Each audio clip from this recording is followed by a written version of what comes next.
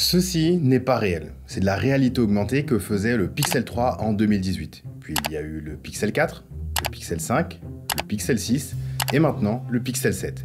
Mais saviez-vous que Google faisait des smartphones? C'est drôle car si vous avez besoin de rechercher quelque chose sur Internet, il est plus que probable que vous le fassiez sur Google. En fait, 91% des Français utilisent Google et Google est le site numéro 1 dans le monde en termes de trafic et d'engagement. Pourtant, si je vous dis que Google fait des smartphones, des ordinateurs, des écouteurs et maintenant des montres connectées ou tablettes, il est très probable que vous ne le sachiez pas à moins que vous soyez un enthousiaste de la tech. Alors, quelle stratégie Google veut-il mettre en place pour conquérir le marché et surtout, est-ce que ça va fonctionner ?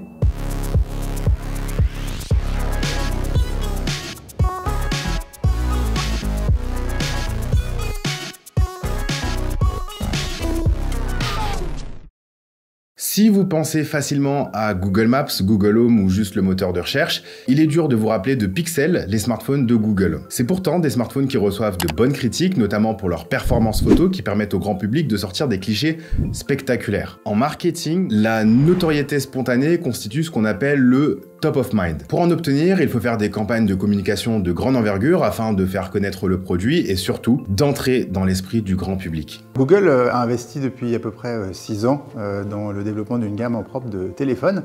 Effectivement, c'est un marché qui est occupé, mais aujourd'hui, 6 ans plus tard, indiscutablement, les Google Pixel sont reconnus pour leur excellence, leur innovation et deviennent de plus en plus populaires dans le grand public. Tout ça, c'est aussi accompagné par des plans de communication importants. Donc vous voyez des campagnes de publicité, de communication qui viennent faire la promotion de ces nouveaux téléphones pour le marché français, pour le public français. Pour se faire une place sur un marché, il y a 3 stratégies. Celle du premier entrant, le fait d'être premier à se lancer, Samsung et Apple sont des bons exemples. Il y a également celle de la stratégie tarifaire agressive, pour pénétrer le marché dans un premier temps, puis augmenter ses tarifs au fur et à mesure que les produits montent en gamme. Je pense notamment à Huawei il y a une époque, puis Xiaomi, Oppo ou encore Vivo, les constructeurs chinois en général. Google lui a tenté la 3e formule, celle de la différenciation, qu'on pourrait même qualifier de disruptive. Et pour le coup, le constructeur ne fait rien comme tout le monde. Ces 4 derniers smartphones étaient tous différents les uns des autres, que ce soit au niveau du positionnement tarifaire, de l'esthétique ou même en termes de spécificité technique. Pourtant, chacun de ces smartphones possède la même philosophie qui semble tenir à cœur à Google, faciliter la vie de ses utilisateurs au quotidien. Je pense qu'il y a une philosophie, ou du moins une croyance totale chez Google, qui est construire le meilleur de l'innovation utile. Et c'est ce qu'on a fait il y a 24 ans quand on a créé le moteur de recherche, les services d'abord pour les ordinateurs et puis pour les téléphones. Et ça, c'est vraiment ce qui nous anime et qui continue de nous animer. Et il y a 6 ans, on s'est dit, regardons ces téléphones, c'est quand même assez central dans notre vie numérique. Est-ce qu'il est possible d'avoir une approche différente de ces terminaux? Et la réponse est oui. On pense vraiment que dans un monde où peut-être beaucoup de gens courent après les spécifications et toujours plus de puissance, etc.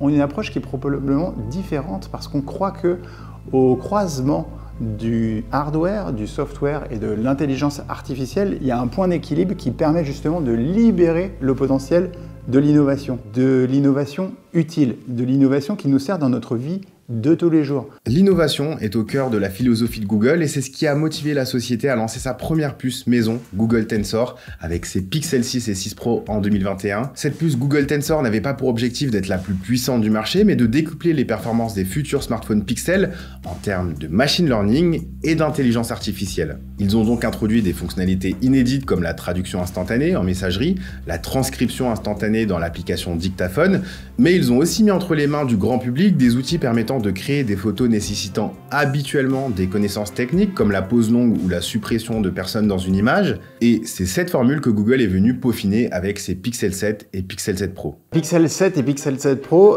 sont donc les nouveaux terminaux développés par Google qui vont sortir là dans quelques jours. Et ces téléphones déjà embarquent la puce Google Tensor 2e génération. C'est notre meilleure puce, plus rapide, plus efficace et plus sécurisée. Derrière les téléphones, je dirais, ils proposent tout un lot d'innovations. S'il fallait en mentionner quelques-unes, il faut qu'on reparle de la caméra et de l'excellence de la caméra. Donc l'idée, c'est vraiment de proposer la meilleure expérience en termes de photographie et de vidéo. Et des nouveautés, il y en a plein. Tout d'abord, l'arrivée d'un mode macro officiel qui permettra de faire des photos de très près grâce à l'ultra grand angle doté d'un autofocus, permettant ainsi de se rapprocher jusqu'à 3 cm du sujet. Le mode portrait en vidéo est désormais une réalité chez Google pour appliquer un flou artificiel en arrière-plan afin de simuler le rendu d'une caméra professionnelle. Google a aussi promis un temps d'exposition moins long pour les photos de nuit, limitant ainsi les flous de mouvement. Et les performances côté zoom ont également été boostées. On passe d'un zoom x4 optique à un zoom x5 optique de 48 millions de pixels. S'ils ont mis des capteurs avec autant de pixels, c'est pour venir recadrer dans le centre de l'image et proposer, à l'instar d'Apple, un zoom numérique de qualité optique. Ainsi, pour le zoom numérique x2, Google viendra recadrer dans les 12,5 millions de pixels du milieu du capteur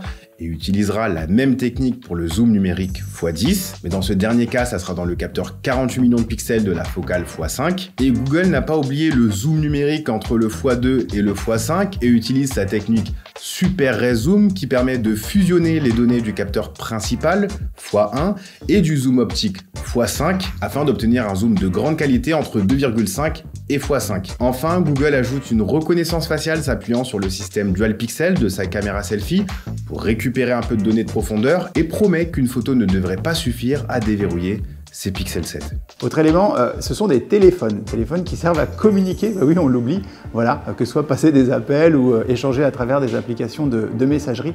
Là encore, le meilleur de l'innovation va nous permettre de simplifier nos échanges et notre communication. Il y a une fonctionnalité de transcription en temps réel. Par exemple, je ne sais pas si vous recevez des notes vocales sur vos applications, c'est très à la mode aujourd'hui, on utilise tout ça. Mais imaginez par exemple que vous êtes en réunion. C'est délicat quand même de prendre votre téléphone et d'écouter la note vocale devant vos interlocuteurs. En appuyant sur un bouton, le téléphone va lire la note vocale et la retranscrire sous forme de texte, ce qui vous permet de savoir ce que votre interlocuteur voulait vous dire. Et ça, c'est l'une des dernières fonctionnalités autour de l'intelligence artificielle que Google a développée et mis entre les mains du grand public. En fait, Google n'a pas fait que ça. La firme a également développé une montre connectée pour venir enrichir l'expérience Pixel. Google possède Android, qui équipe 71% des smartphones dans le monde. Google possède aussi Wear OS, un système d'exploitation qui équipe les montres connectées censées concurrencer l'Apple Watch. C'est une plateforme ouverte qui fonctionne de pair avec Android. Il est donc logique que les dizaines et dizaines de montres connectées fabriquées par des concurrents fonctionnent avec les smartphones de Google. Mais dans l'idée de peaufiner la bonne formule, Google a développé sa propre montre, la Pixel Watch. Je dirais qu'à l'instar du téléphone, on s'est demandé si on pouvait aller un cran plus loin. Et c'est pour ça qu'on a développé cette Google Pixel Watch, première montre de la famille et de la collection Google Pixel. C'est quoi? C'est une montre déjà polyvalente qui intègre en profondeur et de manière très fluide, sans couture, le meilleur des services Google, que vous utilisez peut-être, Google Assistant, Google Maps, etc.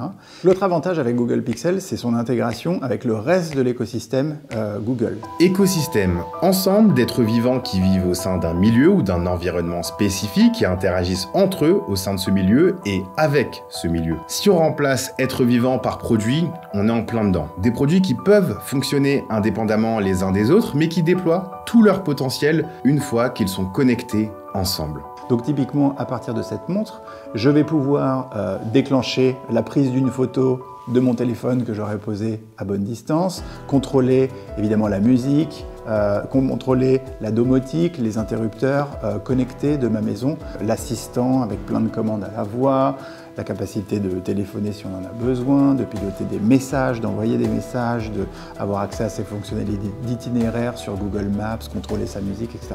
Et en 2021, Google a racheté Fitbit, un grand nom dans l'univers de la montre connectée et du suivi de la santé pour un montant de 2,1 milliards de dollars. Mais ce chiffre n'est pas le plus impressionnant. Fitbit, c'est 15 milliards d'heures de sommeil enregistrées ou 275 000 milliards de pas comptés grâce aux 120 millions de capteurs d'activité et de montres connectées vendus partout dans le monde. Et depuis fin 2020, la marque peut aussi enregistrer le niveau de stress de ses utilisateurs grâce à la Fitbit Sense. Autant dire que les enjeux en termes de vie privée et de protection des données est pris très au sérieux chez Fitbit et le rachat de Google ne changera rien. D'ailleurs, Google n'en était pas après ça. Aujourd'hui, les questions de vie privée et de données personnelles commencent à rentrer dans les mœurs et Google veut vraiment se détacher de l'image de collecteur de données. Et dernièrement, de nombreuses actions ont été mises en place pour rassurer les gens. Cette nouvelle gamme de téléphones et de montres vient avec le meilleur de la sécurité qu'on ait jamais développé.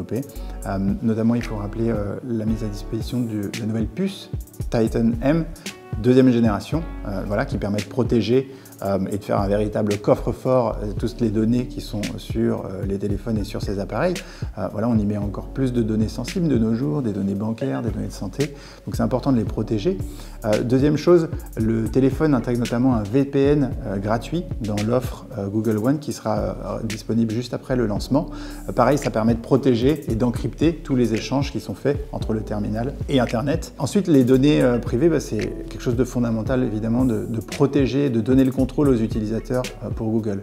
Donc on a toujours, comme c'est le cas chez Google, l'accès au tableau de bord de nos données. Il suffit de taper mon compte sur Google et on a de manière très lisible accès à quelles données sont stockées et la possibilité de supprimer, de corriger, de définir les durées pendant lesquelles Google va conserver les données que vous nous confiez. C'est vrai, peu de gens le savent, mais Google a plusieurs pages complètes pour vous accompagner dans la gestion de vos données. Vous pouvez désactiver le suivi de votre activité sur Internet, votre historique de position, votre historique YouTube et plein d'autres paramètres. Et donc sur les données de santé, il est important de souligner que les données du compte Google et les données de Fitbit sont totalement séparées. Donc les données de Fitbit, c'est le service Fitbit, les données de Google, c'est le service Google. Et donc il n'y a pas de connexion qui sont faites entre les deux. Et c'est important de, encore une fois, donner du contrôle, de la clarté et de la lisibilité sur les données qui sont confiées par nos utilisateurs. Vous l'aurez compris, Google est très sérieux vis-à-vis de ce lancement et veut par-dessus tout faire croître sa division smartphone et enrichir son écosystème Pixel. Bon les amis, je suis au lancement du Pixel 7 et du Pixel 7 Pro. Il y a beaucoup de monde, mais le produit est là. Je vais pouvoir commencer à faire les tests, les comparos. Donc abonnez-vous pour ne pas rater tout ça. Et moi je vous dis, peace.